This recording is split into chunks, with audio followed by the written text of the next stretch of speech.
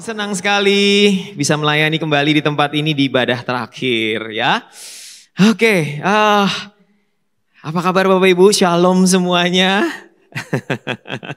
Ya, saya senang sekali bisa melayani di tempat ini Bapak Ibu karena saya punya ikatan psikologis, ikatan sejarah dengan tempat ini, dengan kota ini. Saya lahir dan besar di sini. Saya anak Samarinda gitu ya. Saya lahir dan besar di sini, SD di sini di SD 009 ya, di Bayangkara. Sempat berubah menjadi 007 kalau saya nggak salah ya. Nggak tahu sekarang 00 berapa. Terus kemudian saya masuk ke SMP 2 Ahmad Dahlan. Ya, dan setelah itu saya pindah ke Surabaya. Orang tua saya masih ada di sini, saya punya ikatan emosi lah. Ya, senang sekali bisa kenalan dengan Bapak Ibu dan banyak beberapa yang ternyata punya ikatan keluarga. Dengan companion saya ternyata masih ada sepupu. Dengan petugas hospitality ternyata dulu juga alumni SMP 2. Wow, senang sekali. Senang sekali kalau di Balikpapan saya orang asing, gak ada yang kenal. Di sini saya banyak ya bisa berkenalan kembali dengan teman-teman yang punya koneksi ilahi ya dengan saya. Oke, Bapak Ibu, hari ini di ibadah yang terakhir ini ya, nanti saya akan bawakan tentang kejadian bangsa Israel yang keluar dari Mesir untuk masuk ke tanah perjanjian. Di ibadah terakhir ini nanti persis ketika mereka sampai di Elim gitu ya. Nah, judul besar khotbah seharian ini saya beri judul God has come down. Gitu ya. Tuhan telah turun. Ya, saya dapat dari Keluaran pasal 3. Waktu saya baca Keluaran, saya baca pertama kali Tuhan mencanangkan misi untuk membawa bangsa Israel keluar dari Mesir. Tuhan ngomong begini sama Musa. I have come down. Saya telah turun katanya. Bukan saya jatuh ya. I am down itu saya jatuh gitu kan. No, tapi dia bilang ke Musa, I have come down. Saya sudah turun loh di depanmu. Saya senang sekali. Ya, saya kadang-kadang merinding baca firman itu ya, betapa Tuhan kita itu proaktif sekali. Dia the great initiator ya, dia selalu yang menginitiate segala sesuatunya. Bahkan ketika perjanjian lama itu gagal untuk mendamaikan hubungan itu, Tuhan juga yang memulainya. Ya, dia berinisiatif turun dan mati di kayu salib buat kita semua. So kalau Bapak Ibu mengenal Tuhan kita, dia itu selalu inisiatifnya datangnya selalu dari dia dulu. Dia selalu berjalan di depan kita dulu. Ya, ketika saya cerita sedikit, ketika bangsa Israel itu mau masuk ke tanah Kanaan, mereka harus menyeberangi Sungai Yordan. Ini bukan laut yang dibelah, ini Sungai Yordan. Di tahun ke-40 pengembaraan mereka di padang pasir. Di tahun 40, mereka sebelum ketemu dengan tembok Yeriko, mereka harus seberangi Sungai Yordan, Bapak Ibu. Kalau Bapak Ibu perhatikan cerita di situ ya, yang menarik adalah ketika 1 juta orang sekian itu pingin menyeberang sungai, ya, tabut perjanjian yang turun ke air dulu. Coba perhatikan, baca itu. Ya, tabut perjanjian itu simbol hadirat Allah. Itu dulu yang turun, begitu yang mengangkut tabut perjanjian itu kan ada 4 sisi ya, ujung kiri depan kanan, belakang kiri kanan gitu ya. Dipikul kayak mengikul tandu kan, tabut perjanjian itu. Begitu mereka turun air berhenti. Tuhan itu di depan. Begitu air berhenti baru seluruh bangsa Israel ini menyeberang. Waktu bangsa Israel ini menyeberang, tabut perjanjian itu tetap tinggal di tengah loh. Luar biasanya seperti itu, Tuhan itu maju duluan. Dan ketika dia sudah berada di pusaran masalah, Tuhan akan tetap tinggal di situ loh. Tuhan ada di pusaran masalah. Ketika bangsa Israel sudah selesai menyeberang semua, baru tabut itu bergerak. Ketika Anda sudah keluar dari masalah, baru Tuhan bergerak juga. Tuhan ingin memastikan Anda benar-benar keluar dari masalah. Ya, seperti budaya marinir. Kalau kita tahu Kopassus ya militer, itu selalu pemimpinnya dulu yang turun kakinya dari helikopter. Begitu perang selesai, misi selesai, mereka mau pulang, mereka akan pastiin seluruh timnya sudah naik ke helikopter, baru sang pemimpin mengangkat kakinya untuk ikut terbang. Tuhan kita seperti itu. Atau si Kopassus seperti Tuhan kita. Ya, nah 4 kali ibadah, ya bisa ditampilkan menunya. Saya membahas cerita perjalanan bangsa Israel persis pada saat mereka baru keluar dari tanah Mesir. Ya, saya pernah bawain materi juga di Balikpapan 2 bulan yang lalu. Bapak Ibu boleh cari di linknya di YouTube. Saya beri judul God has given. Kalau ini God has come down. Kalau yang tadi yang di ujung tanah Kanaan itu God has given. Tuhan sudah beri. Gitu ya. Di situ nanti kita bisa lihat bangsa Israel itu masuk ke tanah Kanaan. Nah yang ini, jadi kalau yang itu tadi, titik akhirnya, garis finishnya. Di garis finish saja masih compang-camping kok bangsa Israel itu. Ya masih, aduh. Kita yang baca aja emosi gitu loh, apalagi Tuhan gitu. Tapi Tuhan untungnya penuh kasih gitu ya. Nah ini yang saya bawain hari ini di ujung awal. Tengahnya ini saya belum sempat pelajarin ya. Mudah-mudahan nanti kalau Tuhan kasih waktu saya ingin menggali benar-benar 40 tahun itu apa yang terjadi. Di tengah itu berarti panjang banget. Di akhir itu saya lupa, kalau saya nggak salah sekitar 7-8 tahun yang saya bawain di Balikpapan. Itu mengubah peta Israel. Kalau Bapak Ibu pengen tahu kenapa peta Israel seperti sekarang, ternyata di firman ada. Ternyata di firman ada. Saya kaget waktu baca itu. Ternyata gini tuh, kenapa Israel itu sekarang jadi seperti itu. Kenapa ada jalur Gaza, kenapa ada Palestina. Nah yang ini saya bawain awal. Jadi kalau tadi itu akhir garis finish, ini garis startnya. Dan ternyata cuma 2 bulan. Yang saya bawain untuk 4 kali ibadah hari ini cuma terjadi 2 bulan Bapak Ibu. 2 bulan lebih 15 hari kalau nggak salah. Cuma 2 bulan, tapi pelajaran dari Tuhan itu pekat banget, banyak banget. Makanya kalau tinggal hidup sama Tuhan, pasang telinga rohani baik-baik. Bayangin Bapak Ibu, dari 40 tahun itu saya pikir bangsa Israel itu harusnya mengerti Tuhan. Tapi karena saking memang tegar tengkuk ya.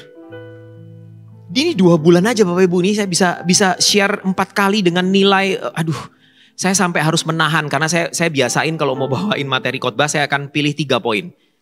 Selalu 3 poin. Yang saya dapat waktu saya baca 4-5 poin. Terpaksa saya harus pilih. Ya, 3 poin setiap ini. Cuma 2 bulan loh Bapak Ibu. Pelajarannya begitu banyak dari Tuhan. Ya, ibadah pertama tadi saya bicara tentang bukan kecepatan tapi kedekatan. Dengan Tuhan itu gak usah buru-buru. Yang penting bangun hubungan, kedekatan dengan Tuhan. Di ibadah kedua tadi saya bicara tentang dosa lama tak akan berpangku tangan. Ketika kita baru saja meninggalkan kehidupan lama kita. Jangan harap dosa akan diam saja loh. Dosa lama akan memanggil-manggil. Hai. Come on, come back to me kata dosa. Saya bicara itu di ibadah kedua. Di ibadah ketiga tadi, bergerak maju saat rasa takut masih akut. Bangsa Israel diliputi rasa takut ketika mereka dihimpit antara laut dengan tentara Mesir. Takutnya setengah mati.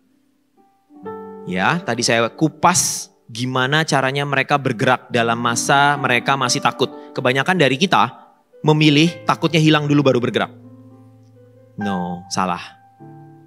Kita harus bergerak bersama dengan rasa takut itu Bapak Ibu. Nah di ibadah yang terakhir saya beri judul, yang manis lebih baikkah daripada yang pahit, ada tanda tanyanya. Ini kejadian di Elim ya, di daerah Elim namanya, ketika air itu nanti air itu menjadi pahit dan bangsa itu tidak bisa minum air. Masih ingat ceritanya ya? Kita nanti masuk ke situ. Sedikit saja, ayatnya nggak banyak hari ini. Nggak seberat ibadah 3, panjang banget ayat bacaannya. Yuk kita buka firman dulu ya. Keluaran 15. Ayat 22 sampai 27. Di Mara dan di Elim judulnya.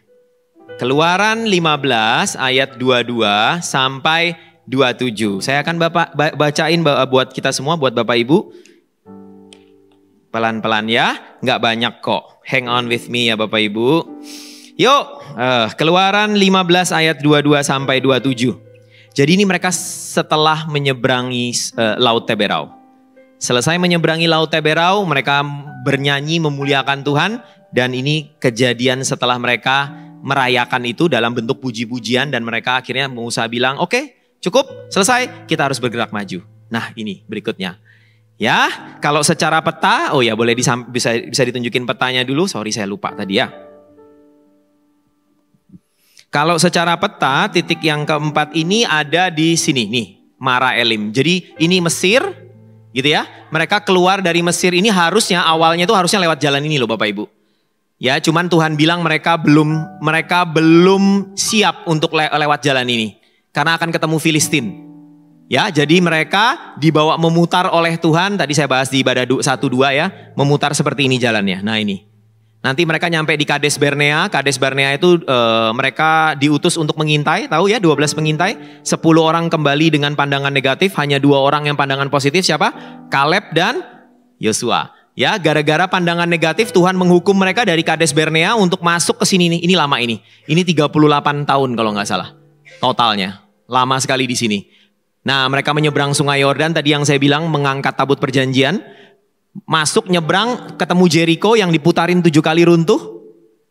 Baru mereka masuk, baru bagi tanah. Nah itu ada di materi khotbah saya waktu di Balikpapan. Pembagian tanah dan lain-lain. Ya. Nah sekarang tadi pagi kita di sini di Sukot. Ibadah 2 di sini, ibadah 3 di Pihahirot mau nyebrang, sudah nyebrang lautan ya. Sekarang setelah mereka menyeberang, ini lautnya nih, kelihatan ya. Ini lautnya nih, laut merahnya. Jadi sekarang mereka menyusuri pinggir laut ke bawah. Setelah ini nanti roti mana, kejadian roti mana. Saya nggak akan masuk ke situ. Kita cukup sampai di sini. Ya, ini sampai sini cuma 2 bulan Bapak Ibu. 2 bulan aja. Tapi pengajaran Tuhan itu, makanya Tuhan itu tidak pernah berhenti mengajar. Tadi saya di ibadah 2 ya, saya bilang kalau Bapak Ibu merasa Tuhan sudah tidak berbicara, mulai membaca. Kalau Bapak Ibu sudah tidak bisa mendengar suara Tuhan, ya pakai matanya. Gunakan mata kita untuk baca firman. Di situ semua pesannya. Ya, yuk. Kita baca ya. Keluaran 15 ayat 22. Musa menyuruh orang Israel berangkat dari Laut Teberau. Nah, sudah menyeberangi laut tadi ya. Lautnya berhasil diseberangi. Lalu mereka pergi ke padang gurun Syur. Ya padang gurun Syur itu daerahnya Mara Elim tadi itu semua disebut padang gurun Syur. Nanti ada padang gurun Syur saya lupa. Habis itu padang gurun apa lupa saya nama-namanya ya. Oke, ayat 23. Sampailah mereka ke Mara. Tetapi mereka tidak dapat meminum air yang di Mara itu karena pahit rasanya. Itulah sebabnya dinamai orang tempat itu Mara, artinya pahit. Lalu bersungut-sungutlah bangsa itu kepada Musa. Ngomel ya. Kata mereka, apakah yang akan kami minum? Gitu ya. Musa berseru-seru kepada Tuhan dan Tuhan menunjukkan kepadanya sepotong kayu. Musa melemparkan kayu itu ke dalam air, lalu air itu menjadi manis. Di sanalah diberikan Tuhan ketetapan-ketetapan dan peraturan-peraturan kepada mereka. Dan di sanalah Tuhan mencoba mereka. Mencoba ini bukan mencobai ya, menguji. Bukan mencobai ya, mencobai Tuhan tidak menggoda dan mencobai. Ini hanya masalah bahasa saja. Firman-Nya, jika kamu sungguh-sungguh mendengarkan suara Tuhan Allahmu dan melakukan apa yang benar di matanya, dan memasang telingamu kepada perintah-perintahnya dan tetap mengikuti segala ketetapannya, maka aku tidak akan menimpakan kepadamu penyakit manapun yang telah kutimpakan kepada orang Mesir. 10 tulah itu ya, dan termasuk kematian anak sulung ya. Sebab aku Tuhanlah yang menyembuhkan engkau. Sesudah itu sampailah mereka di Elim, di sana ada 12 mata air dan 70 pohon korma. Lalu berkemahlah mereka di sana di tepi air itu. Di Mara dari ayat 22 sampai ayat 26. Air pahit. Akhirnya mereka sampai di ayat 27 itu akhirnya Tuhan kasih mereka sampai di Elim dan itu ada 12 mata air. 12 mata air itu Bapak Ibu artinya simbol kelimpahan. Angka tertinggi di dalam Alkitab berapa? 7 dan 12. Alkitab selalu menggunakan 7 dan 12. 7 itu simbol Tuhan menciptakan dunia 7 hari. 12 itu simbol bangsa Israel, suku Israel ada 12. Jadi kalau Alkitab menyebut 7 dan 12 itu biasanya maksudnya yang tertinggi. Ini ada 12 mata air, satu suku punya satu sumur. Di Elim. Di Mara enggak seperti itu kejadiannya. Ya kalau kita baca ya Bapak Ibu ya, oke kita kembali lagi ya ke ayat 22 dan 23. Mereka tidak mendapat air karena pahit rasanya. Setelah mereka berjalan dari menyeberangi Laut Teberau, saya kurang tahu berapa lama, sampailah akhirnya mereka 3 hari nggak ketemu air. Bapak Ibu, menurut Bapak Ibu kalau manusia tidak ketemu air itu 3 hari bisa bertahan hidup nggak? Manusia ternyata punya ketahanan hidup tanpa air itu 3 hari. Tanpa makan berapa? Mingguan, berminggu-minggu, tergantung besarnya perut kita. Kalau perutnya semakin besar cadangannya masih banyak. Bisa hidup lebih lama. Jadi kalau Bapak Ibu yang anggap perutnya besar, aman kalau terdampar. Bisa bertahan lama. Ya, yang perutnya six pack, mati duluan. Nggak bercanda Bapak Ibu. Tapi bener loh ya, itu scientific loh. Itu medis loh ya. Jadi karena tidak ada air, di hari keberapa? Tadi kita baca. Sorry ya, saya harus buka tutup kacamata nih. Oke, lalu mereka pergi, ayat 22. Musa menyuruh orang Israel berangkat dari Laut Teberau setelah tadi menyeberang lautannya. Lalu mereka pergi ke padang gurun Syur, berapa hari? 3 hari lamanya mereka berjalan di padang gurun itu dengan tidak mendapat air. Gak punya air Bapak Ibu. 3 hari loh, itu sudah dehidrasi Bapak Ibu. 3 hari itu ya, udah lunglai, pusing, berkunang-kunang, bingung, jantung berdetak cepat. 3 hari, coba aja. Tanpa air loh, sedikit pun gak boleh minum air. 3 hari aja ternyata Pak, Bu, kita 4 hari mungkin meninggal ya hari keempatnya. Tapi kalau makanan kita bisa lama. Ini air. Nah nanti setelah ini itu menarik banget loh Tuhan itu. Nanti Tuhan mendidik pakai makanan, mana setelah ini. Tapi saya gak bahas itu. Nonton aja khotbahnya Pastor Philip tentang roti mana. Saya lupa itu tahun berapa ya. Lama banget ya. 2018 mungkin. Coba dicek di YouTube ada kok. Ketik aja roti mana Pastor Philip keluar. 4 kali khotbah atau 3 kali. Bagus banget. Tentang roti mana. Nah itu roti, itu makanan. Ini lebih serem air sama Tuhan yang di stop duluan. Ketika kita memulai kehidupan yang baru dengan Tuhan. Ujian pertama itu kebutuhan pokokmu di stop. Kebutuhan primer. Ya. Lalu ayat 24 dibilang di situ lalu bersungut-sungutlah bangsa itu. Menurut saya ya Bapak Ibu, wajar bersungut-sungut. Wajar. Mereka wajar bersungut-sungut karena ini air loh. 3 hari loh mereka nggak dapat air. Wajar bersungut-sungut kalau Bapak Ibu tanya, saya akan bilang menurut daging manusia wajar. This is justifiable. Bisa dibenarkan untuk bersungut-sungut. Menurut saya, bukan menurut Tuhan. Ya, nggak dikasih air loh, nggak dapat air tuh wajar bersungut-sungut. Itu yang sering terjadi sama kita Bapak Ibu. Prioritas duniawi itu sering dibenturkan dengan prioritas surgawi. Dan kita akan merasa itu wajar.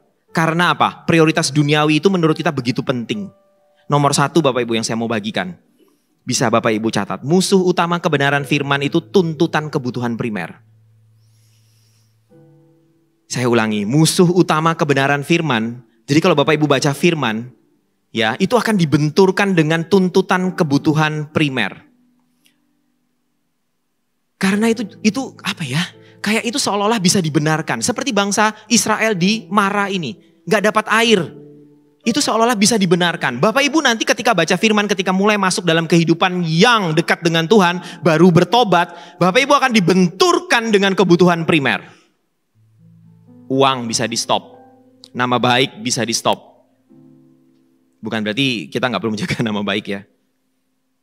Kebutuhan primer itu selalu dipakai iblis untuk menggoda kita, menyesali keputusan kita hidup bersama dengan Tuhan. Ada orang-orang yang bilang bercerai itu dibenarkan karena demi kebahagiaan anak-anak. Maaf Bapak Ibu, saya tidak kenal Bapak Ibu semua di sini. Kalau ada yang sama kasusnya, saya tidak sedang menyindir apa-apa. Saya sedang memberitakan kebenaran firman Tuhan. Dan kebenaran firman Tuhan itu sekontroversi apapun harus tetap diberitakan. Saya tidak sedang menyindir siapa-siapa. Enaknya saya kalau di Samarinda bebas ngomong. Kalau di Balikpapan saya harus lihat-lihat siapa yang saya kenal gitu kan. Hati-hati kalau kasih contoh. Ini saya merdeka di sini. Seolah-olah cerai itu demi kebaikan anak. Seolah-olah bisa dibenarkan. Ya Bapak Ibu, bercerai itu tidak pernah baik untuk anak. Tidak pernah untuk kepentingan anak. Itu untuk kepentingan kita. Bohong kalau untuk kepentingan anak. Sorry to say. Itu untuk kepentingan kita bercerai itu. Gak pernah untuk kepentingan anak-anak. Tapi sering dijadikan alasan supaya ada pembenaran. Kebenaran firman Tuhan yang tidak mengizinkan perceraian atau mendukakan hati Tuhan. Itu seolah-olah diizinkan karena demi anak-anak. Demi ada sebuah kemuliaan seolah-olah dibungkus oleh kemuliaan palsu. Demi anak-anak. Demi menyambung hidup, saya terpaksa korup, memalsukan data supaya dapat insentif bonus lebih besar. Kalau saya tidak lakukan itu, saya gak bisa menyambung hidup. Ada pembenaran-pembenarannya seperti air yang tidak, air pahit di Mara. Ada pembenaran-pembenarannya Bapak Ibu. Dosa itu seolah-olah bisa dibenarkan karena punya alasan yang benar. Kita selalu tipu daya dosa itu kan selalu seperti itu ya. Kalau ada pembenarannya seolah-olah kita boleh melakukan dosa itu. Kita seolah-olah yakin Tuhan setuju kita bercerai karena demi anak-anak. Mulia sekali. Palsu Bapak Ibu ya, alasan-alasan seperti itu palsu. Gereja dengan pekerjaan juga, saya mau kasih contoh gereja versus pekerjaan Bapak Ibu. Banyak dari kita di CG yang karena terbentur oleh 1-2 orang dan kemudian trauma meninggalkan CG. Benar? Dan kalau benar katakan benar, kalau tidak katakan tidak. Benar nggak? Sorry ya, saya tidak menyindir siapa-siapa Bapak Ibu. Ya banyak sekali orang trauma dengan orang gereja, kemudian meninggalkan gereja. Seolah-olah ada pembenarannya. Seolah-olah dia merasa orang gereja kok seperti itu gitu loh. Orang gereja menjadi batu sandungan, firman dipakai. Wajarlah saya tersandung. Wong saya disandung, terdengar benar. Kalau untuk gereja, sekarang saya tanya Bapak Ibu yang punya bisnis sendiri. Yang berbisnis sendiri boleh angkat tangan, sorry. Yang bukan employee, entrepreneur. Gak apa-apa Bapak Ibu. Saya gak akan apa-apain kok. Coba angkat tangan yang punya bisnis sendiri. Cuman Cilinda. Masa? Ayolah, ada lagi. Coba angkat tangan. Nah, sebentar. Yang berbisnis sendiri. Oke, berbisnis sendiri. Angkat tangan terus, jangan diturunkan. Ya, sampai besok. Angkat terus. Oke, berbisnis sendiri. Oke ya, dengerin saya ya. Sekarang, yang tidak pernah kena tipu, kena masalah, tetap angkat tangannya. Gak ada kan? Pertanyaan saya, Anda berarti pernah kena masalah, pernah kena sandung sesama pemain bisnis, dijegal, ditipu dan lain, pasti pernah kan? Punya masalah kan? Sekarang kok gak trauma sama bisnis, kok tetap jalan bisnisnya? Kenapa? Ayo. Kenapa Bapak Ibu tetap jalanin bisnis walaupun trauma? Walaupun pernah dibohongin? Benar gak saya? Tapi kenapa kalau gereja, sekali aja kena sandung, gak mau lagi ke gereja? Why? Come on. Gak ada yang pernah bisa menjawab saya kalau saya keluarin pertanyaan ini. Gak ada. Jawaban yang sesungguhnya saya kasih tahu ya Bapak Ibu. Kenapa kalau bisnis Bapak Ibu gak trauma, kalau di gereja trauma. Saya kasih jawaban yang jujur ya, jangan tersinggung ya. Rendahkan hati ya. Karena di pekerjaan ada uangnya. Di gereja gak ada duitnya. Come on. Be honest. Gak usah ngomong kemana-mana lah. Gak usah muter kemana-mana. Anda tidak mau, tidak trauma dan jatuh bangun di bisnis, Anda jatuh bangun lagi karena ada duitnya. Ada kebutuhan primernya. Di gereja, sorry to say, Anda tidak mengakui gereja itu sebagai kebutuhan utama. Tidak. Makanya begitu trauma, keluar. Anda tidak menganggap itu kebutuhan utama. Karena gak ada duitnya. Sorry to say. Jangan tersinggung ya, Bapak Ibu ya. Sorry ya. Fakta bener gak? Kalau saya salah, kita ketemu nanti di ruangan. Kita ngobrol. Itu logika dasar kok Bapak Ibu. Kenapa Bapak Ibu cepat trauma di gereja? Trauma jangan yang gak usah, yang gak penting-penting katanya Pastor Philip. Ya kan Pastor Philip pernah bawain kan, saya diceritain istri saya yang nonton. Gak usah lah trauma yang gak penting-penting kayak gitu. Kena sama, tersinggung sama koaan, gak mau ke gereja lagi. Tersinggung sama CGL-nya, gak mau CG lagi. Gak usah lah, murahan itu. Kayak gitu-gitu. Lah Anda tersinggung di tempat bisnis, kok gak langsung berhenti? Gak mau berbisnis lagi ya. Aku stop aja berbisnis. Tersinggung aku, gak mau. Udah diam aja di rumah. Gak mau, Anda gak dapat uang soalnya. Uangnya berhenti, kebutuhan primernya berhenti mengalir. Karena kita tidak tahu kalau kita tidak tahu Tuhan itu kebutuhan primer. Kita gak tahu. Dan kita gak tahu kalau kita gak tahu. Dan kita menjadi sok tahu. Gak sadar. Bapak Ibu nanti ketemu titiknya ya. Baru sadar Bapak Ibu kalau udah ketemu masalah. Para CGL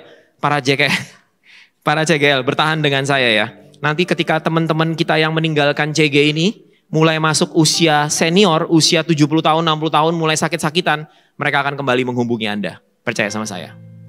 Baru di titik itu mereka sadar Tuhan itu perlu. Tetap simpan nomornya. One day they will call you. They will call you. Gak usah jauh-jauh lah, kami mengalami yang dekat-dekat. Kami minta CG melahirkan, 3 orang memberontak meninggalkan CG. That's okay, tetap jaga hubungan. Gak mau dilahirkan. Tetap. Sekarang 3-tiganya kembali. Istri saya yang jaga hubungan dengan mereka. 3-tiganya kembali. Ketika mereka dihadapkan pada masalah, orang pertama yang teringat di mereka, istri saya. Teman duniawinya itu, mereka punya masalah berat, mereka butuh orang untuk mereka bisa ngomong dengan bebas. Dan mereka tahu nasihat-nasihat dari kita itu nasihat yang benar dan melegakan. Mereka cari kita. Ya itulah kita ya. Trauma di bisnis gak kapok. Trauma di gereja kok cepet banget ya. Itu yang Matius bilang, rupa langit kamu bisa membedakan katanya Matius. Tapi tanda-tanda zaman tidak. Manusia kan nebak cuaca jago. Wah mau hujan ini. Tapi tanda-tanda zaman kita nggak ada yang ngerti, ini zaman sudah mau berakhir dengan kondisi manusia yang begitu korup, begitu rusak, begitu berdosa kayak gini. Pokoknya semua yang berhubungan dengan firman, dengan Tuhan, kita tiba-tiba menjadi bodoh. Tapi kalau berhubungan dengan uang, dunia, kita tiba-tiba menjadi orang pintar dalam tanda petik. Coba aja Bapak Ibu cek. Begitu kembali ke urusan agama, bukan agama ya, Kristen itu bukan agama. Kembali ke urusan Tuhan, kita tiba-tiba menjadi orang bodoh. Itu yang Matius bilang. Melihat cuaca kita bisa, membedakan zaman kita nggak bisa. Itu nomor 1.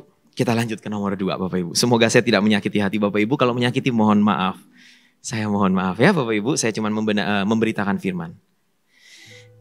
Kita lanjut yuk ke ayat 22 sampai 24. Kita ulang lagi ya. Karena ada 2 poin yang saya bisa tarik dari ayat 22 sampai 24. Yang pertama tadi, musuh utama kebenaran firman adalah tuntutan kebutuhan primer. Ingat itu. Kita seringkali dibenturkan sama kebutuhan primer, bukan kebutuhan sekunder loh. Apalagi jemaat GMS yang dewasa rohaninya levelnya udah one step ahead. Kita tuh sering dibenturkan sama kebutuhan primer, seolah-olah itu primer. Kalau dibenturkan sama kebutuhan sekunder, apalagi tersier udah meninggalkan Tuhan, itu bukan anak GMS. Kita selalu dibenturkan sama kebutuhan primer, seolah-olah itu penting. Yuk kita baca lagi ayat 22 sampai 24 ya. Musa menyuruh orang Israel berangkat dari Laut Teberau tadi ya. Lalu mereka pergi ke padang gurun Syur 3 hari. 3 hari lamanya mereka berjalan di padang gurun itu dengan tidak mendapat air. Sampailah mereka ke Mara, tetapi mereka tidak dapat meminum air yang di Mara itu karena pahit rasanya. Itulah sebabnya nama itu dinamai orang tempat itu Mara, ayat 24. Lalu bersungut-sungutlah bangsa itu kepada Musa. Bapak Ibu sadar gak ada yang aneh di sini? Ketika mereka mulai bersungut-sungut itu artinya mereka mulai tidak percaya sama Tuhan. Bapak Ibu, saya tidak tahu berapa hari persisnya. Tapi ini hanya hitungan hari setelah Tuhan membelah laut. Tahu kira-kira saya kemana nih ngomongnya? Mereka bersungut-sungut ini lebih dari 3 hari. 3 hari ini mereka gak dapat airnya. Dugaan saya sebelum itu mungkin 1 mingguan. Jadi all in all total mungkin 1-2 minggu setelah peristiwa laut dibelah. Setelah semua orang tercengang dengan mujizat fisik yang luar biasa itu. Kita hanya cuma butuh 11 hari untuk murtad lagi. Bapak Ibu kebayang gak sih kalau ngelihat laut terbelah? Coba bayangin, ayo coba bayangin sama-sama saya. Jangan tidur ya. Coba bayangin, di sini ada laut gak? Gak ada ya, Samarinda gak ada laut ya. Sungai yang ada. Coba bayangin sama saya deh Bapak Ibu. Bayangin aja, please. Bapak ingin ngadapin laut dan lautnya dibelah. Dibelah Bapak Ibu. Tembok kanan kiri itu air, Bapak Ibu jalan di tengah-tengahnya. Bayangin, tambahin bumbu-bumbu dramatisnya. Bumbu dramatisnya apa? Mereka dikejar bangsa Mesir. Jadi ketakutan mereka tuh takut sekali. Leganya begitu Tuhan belah laut. Lega. Akhirnya kita selamat. Terus Bapak Ibu jalan tuh. Ngelihat air berdiri, tadi saya bilang air di kanan kiri. Kapan Bapak Ibu pernah mencucukkan jari ke air yang vertikal? Seumur hidup. Ke horizontal iya, nyucuk di kolam. Lah yang berdiri kapan coba? Bayangin. Spektakulernya peristiwa itu. Hebat ya. Masa sih hatinya gak tersentuh? Masa sih lutut ini gak lemas? Ngelihat kejadian seperti itu. Masa gak teringat-ingat tentang baik dan hebatnya Tuhan itu? Mujizat fisik. Bapak Ibu, cuman butuh 11 hari. You will forget it. Poin nomor 2 yang saya mau bagikan Bapak Ibu. Mujizat non fisik menurut saya seringkali lebih dibutuhkan daripada mujizat fisik. Sorry, saya bukan orang anti mujizat loh ya. Saya sangat percaya mujizat, sangat berharap mujizat. Sangat. Tapi saya tidak mau tergila-gila dengan mujizat, khususnya mujizat fisik. Saya lebih senang mujizat non fisik, mujizat rohani. Daripada mujizat fisik, itu hanya butuh 11 hari untuk Bapak Ibu murtad lagi.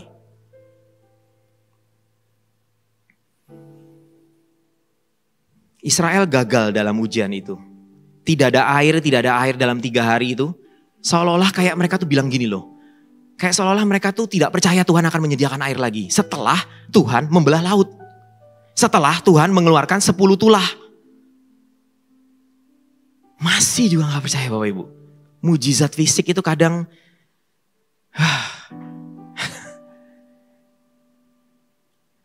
Tragis ya Bapak Ibu, tragis sih menurut saya. Mujizat sekaliber itu loh. Laut terbelah loh Bapak Ibu. Didn't ring any bell, tidak mengingatkan mereka apapun. Mujizat non fisik menurut saya seringkali lebih dibutuhkan daripada mujizat fisik. Cari sesuatu yang sifatnya lebih kekal. Ya, jangan tergila-gila dengan mujizatnya Bapak Ibu, tergila-gilalah dengan maksud Tuhan di balik mujizat. Selalu.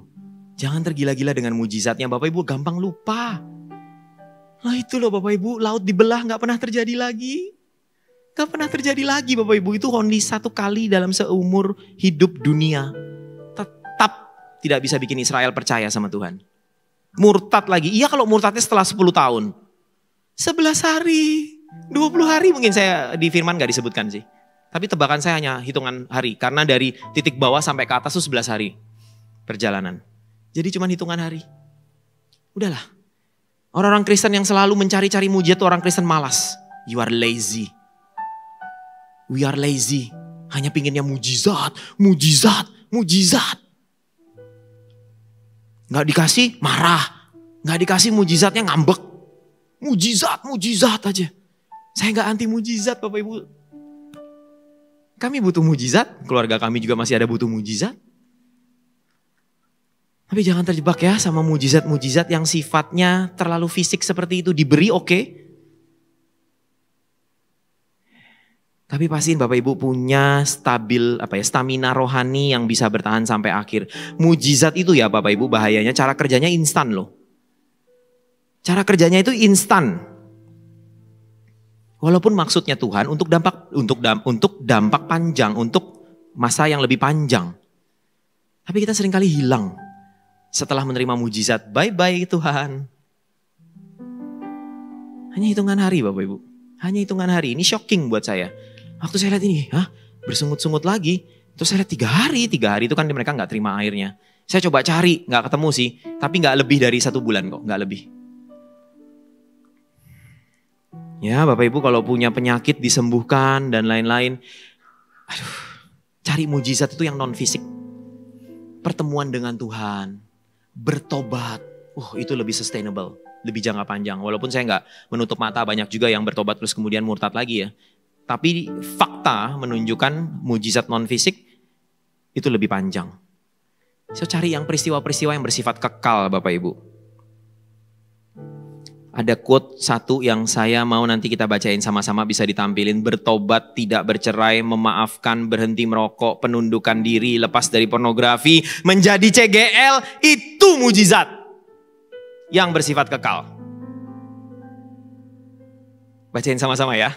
Kita bacain sama-sama tapi nanti yang terakhirnya please look at them as miracles diganti itu mujizat. Ya, siap ya sama-sama dengan saya ya. Dalam hitungan ketiga yuk. 1, 2, 3. Bertobat, tidak bercerai, memaafkan, berhenti merokok, penundukan diri, lepas dari pornografi, menjadi CGL. Itu mujizat yang bersifat lebih kekal. Loh, bertobat itu mujizat loh Bapak Ibu. Bertobat itu sulit sekali. Loh, susah loh Bapak Ibu. Me-convert orang dari non-believers ke believers. Dari orang yang tidak percaya Yesus ke Yesus. Susah loh. Pernah ngerasain gak sih? Susah loh, kalau dia bisa terima Yesus itu mujizat loh. Bersifat kekal, lebih panjang daripada dapat uang 1 miliar dalam 1 hari. Penyakit disembuhkan dalam 1 hari. Ya saya nggak anti ya dengan itu, it's okay. Tapi jangan hanya tergila-gila dengan mujizat itu Bapak Ibu. Cari mujizat yang non fisik juga. Loh Bapak Ibu, berhenti merokok itu sulit nggak? Siapa yang pernah merokok? Saya kalau tanya siapa yang merokok nggak ada yang angkat tangan pasti. Sulit loh, saya bukan perokok. Tapi saya tahu sulitnya berhenti merokok. Saya ngadapin 2 anak CG yang saya sedang muridkan untuk berhenti dari merokok. Yang pertama saya nggak ditegur lagi, yang kedua gagal. Sulit sekali. Bahkan Pastor Philip pernah bilang, setan yang menginitiate ide merokok itu pangkatnya jenderal. Karena rokok itu, kenapa susah dilepaskan? Karena tidak melanggar hukum. Rokok itu lebih ngeri, lebih bahaya, lebih kuat daripada morfin, drugs, narkoba loh. Narkoba kita akan dibantu hukum. Jadi orang tuh takut masih karena melanggar hukum kan. Merokok melanggar hukum nggak? Nggak. Itu iblis yang mengurus divisi perokokan gitu ya. Divisi rokok gitu ya. Divisi dosa rokok. Itu iblisnya kata Pastor Philip khusus itu. Itu pangkatnya jenderal semua. Dia bisa mikirin ide sesuatu yang sifatnya adiktif tapi tidak melanggar hukum. Rokok. Masturbasi. Masturbasi. Melanggar hukum nggak? Enggak. Itu jenderal juga itu. Kolonel lah, kolonel. Majen atau apapun lah, letjen kali. Belum jenderal bintang 5 sih, menurut saya rokok tuh bintang 5, iblisnya. Loh, bisa berhenti rokok tuh mujizat loh Bapak Ibu. Berhenti masturbasi, itu mujizat loh. Hey pria, almost 90% of men's masturbasi. Para istri, saya pernah bawain materi ini di CG. Semua istri kaget, hah masa kok? Yes. That's why saya selalu saranin ya para suami istri jangan bekerja terpisah. Hidup di 2 daerah maksudnya, hidup di 2 kota. Come on. Istri jangan tinggalin suamimu lebih dari 3 hari. Pria tuh tidak bisa hidup tanpa seks. Wanita sama sekali tidak memikirkan seks. Ya, susah sekali. Kalau hidupnya sudah berpisah jarak jauh, apalagi kalau nggak dekat Tuhan, nggak kuat sama Tuhan, saya jamin 90% suamimu masturbasi. Gak mungkin. Gak mungkin bisa. Pelacuran dosa. Ngeri ketahuan malu. Masturbasi paling aman. Sorry ya saya harus ngomong terus terang ya. Bapak Ibu kalau ada anak tolong tutup kupingnya ya. Lepas dari masturbasi itu mujizat loh. Loh menjadi CGL itu mujizat. Ayo coba berapa dari kita yang menolak jadi CGL? Mujizat loh. Kenapa sih nggak cari mujizat-mujizat yang non fisik, yang bersifat kekal? Jangan cari yang kayak gitu-gitulah, yang sifatnya terlalu fisik. Cari yang seperti ini juga. Itu mujizat loh. Ya Bapak Ibu, nomor 2 mujizat non fisik tadi seringkali dibutuhkan daripada mujizat fisik ya. Lanjut. Waktu saya tinggal 12 menit. Pendek sekali waktu. Oke, ayat kita lanjut ya. Tadi kita baca ayat 24, sekarang kita baca ayat 25, 26 ya. Musa berseru-seru kepada Tuhan dan Tuhan menunjukkan kepadanya sepotong kayu. Tadi Musa berseru-seru kepada Tuhan, Tuhan gak ada air manis. Gak ada air manis, gak ada air yang bisa diminum. Adanya cuma air pahit. Lalu sama Tuhan menunjukkan kepadanya sepotong kayu. Ini menarik ya, kenapa kayu? Saya pikir ini simbol salib loh. Tapi saya nggak kupas itu, kebanyakan. Saya lalui aja, tapi bonus session buat Bapak Ibu ya. Ini kayak seolah-olah Tuhan Yesus penyalipan masuk dalam hidup kita. Air pahit menjadi manis. Keren ya, simbol-simbol Alkitab tuh banyak loh. Angka tadi saya udah bilang ya, penggunaan kata, terus simbol-simbol kayak gini. Bahkan saya bisa ngelihat juga kayak gini ya Bapak Ibu. Tadi saya udah bilang ya, dari ayat 22 sampai ayat 26 itu bicara tentang marah. Bicara elimnya ketika mereka ketemu dengan 12 mata air itu cuma 1 ayat. Itu kayak seolah-olah Tuhan pengen ngomong gini loh. Gak usah nyari yang manis-manis terus dalam hidupmu. Latihan dalam masa-masa pahit. Makanya itu dibanyakin porsinya sama Tuhan. Bapak Ibu kalau baca juga, Musa waktu dia dicacatin, waktu dia dikritik oleh Harun dan, lupa ada saya namanya. Siapa? Yang perempuan, Harun dan siapa? Miriam. Harun dan Miriam. Bapak Ibu perhatiin waktu Harun Miriam mencacati Musa. Dia bilang, Musa ini masa cuma dia yang bisa memimpin bangsa Israel. Kami juga bisa. Terus Tuhan marah. Bapak Ibu baca ayat itu satu skop. Saya lupa ayatnya kalau nggak salah ada 20-an ayat. Yang menarik Bapak Ibu ketika Musa dicacatin sama Harun dan Miriam. Itu kan kakak adiknya sendiri kan. Waktu dicacatin ya Musa itu diem loh. Dari ayat 1 sampai berapa saya lupa. Itu kalau nggak salah total ada 20 sekian ayat. Musa diam dari 1 sampai berapa. Kalau saya hitung persentase. Musa diam ketika dikritik, dicemooh, dicacatin. Musa diam di dalam 85% waktu. Menarik gitu. Sama, cara yang sama saya baca di sini. Musa tuh diam 85% waktu hanya saya melihat. Waktu saya baca soalnya saya bilang, ini Musa ini kok gak ngomong-ngomong sih. Tuhan terus yang ngomong, Tuhan yang bela. Itu luar biasanya. Kalau dicacatin orang dikritik, Tuhan yang bela kita. Diam aja. Hai para CGL, Coach TL. Silent. Tuhan yang bela. Lah kalau Bapak Ibu sudah membela diri, Tuhan gak perlu merasa perlu membantu bela lagi. Kamu kan sudah bela dirimu ya sudah, bye-bye. Musa itu kalau Bapak Ibu hitung ya, saya lupa angkanya sekali lagi, 85% dia diam. Dia baru mulai ngomong di ayat keberapa saya lupa, 20-an. Dan yang dia omongin apa? Dia memohonkan kepada Tuhan untuk mengampuni Harun dan Miriam. Luar biasa enggak? Sama dengan di sini. Ini dari ayat 22 sampai 27, 22, 23, 24, 25, 26, 27. 6 ayat. Tuhan ngomong yang pahit-pahitnya 5 ayat. 1 ayat aja yang manis. Dari sini kita bisa bicara juga kan. Kita bisa ngelihat Tuhan itu pingin kita itu belajar dalam kepahitan hidup. Jangan mintanya yang manis-manis tok. Tapi bukan itu poin saya. Bukan itu poin saya. Ya, lalu air itu menjadi manis ya. Sorry, kita terusin lagi. Ayat 26.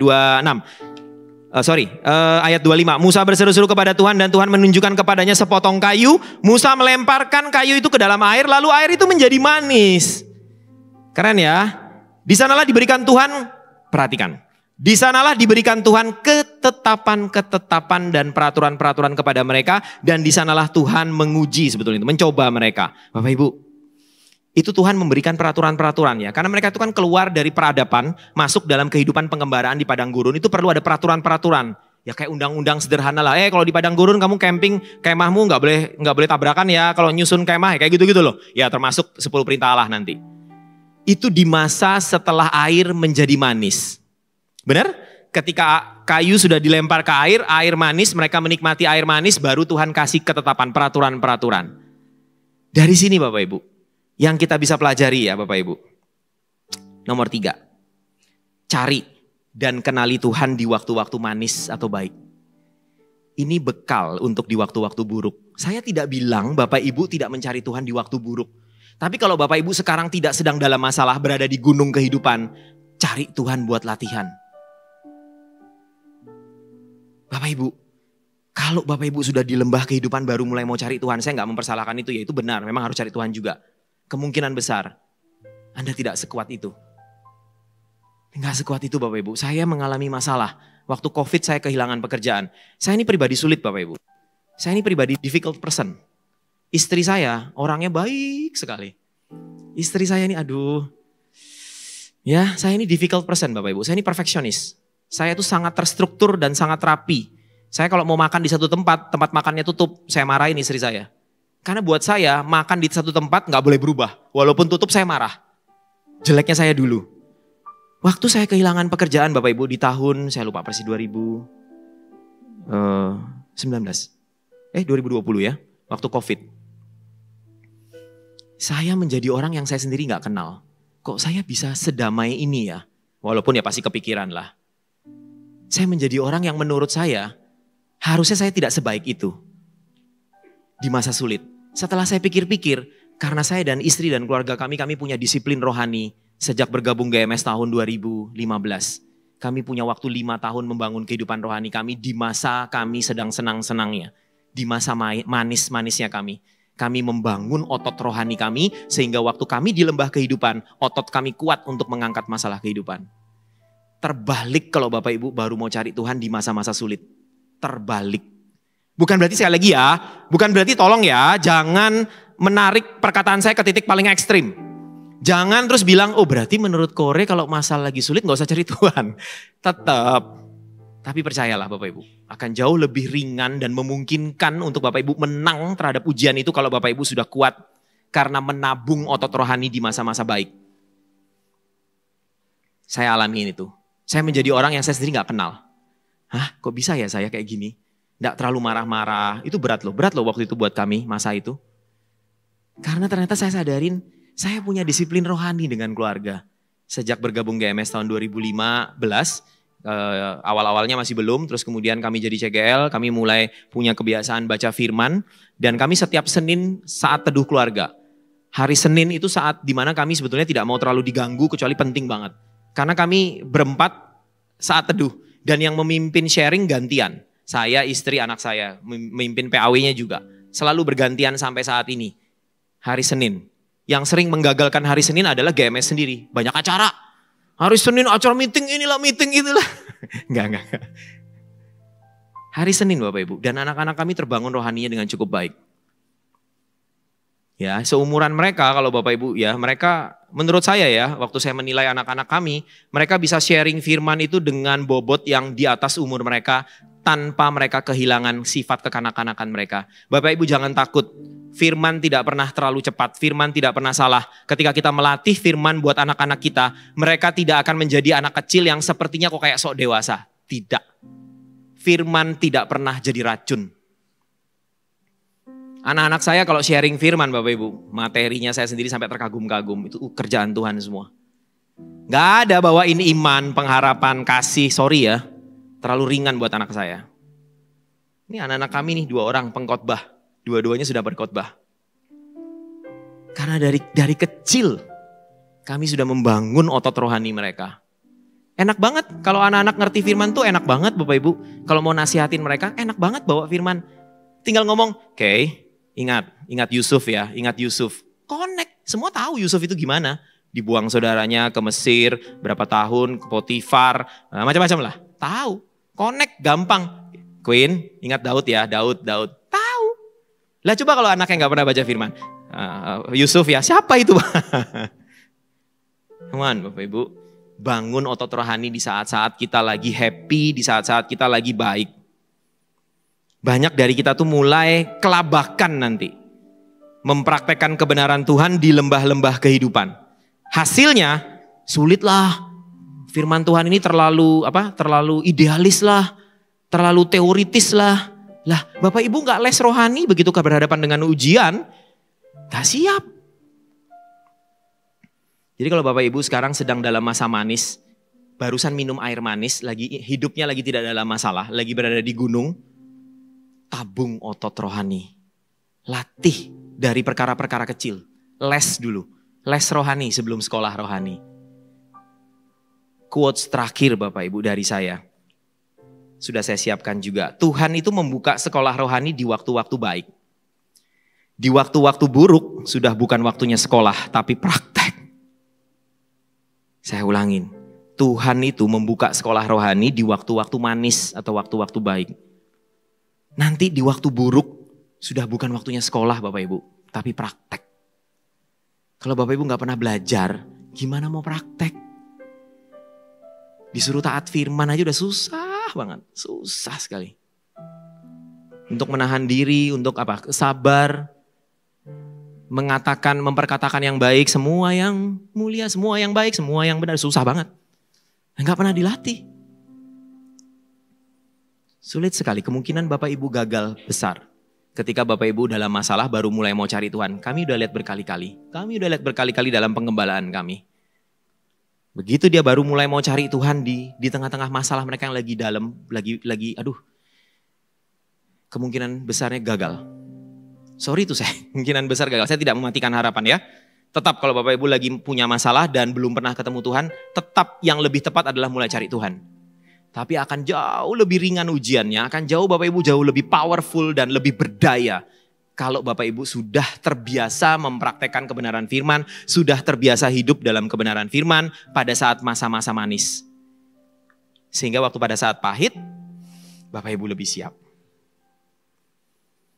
3 hal untuk merangkum seluruh sharing saya hari ini. Saya undang PAW untuk naik ke atas panggung yuk.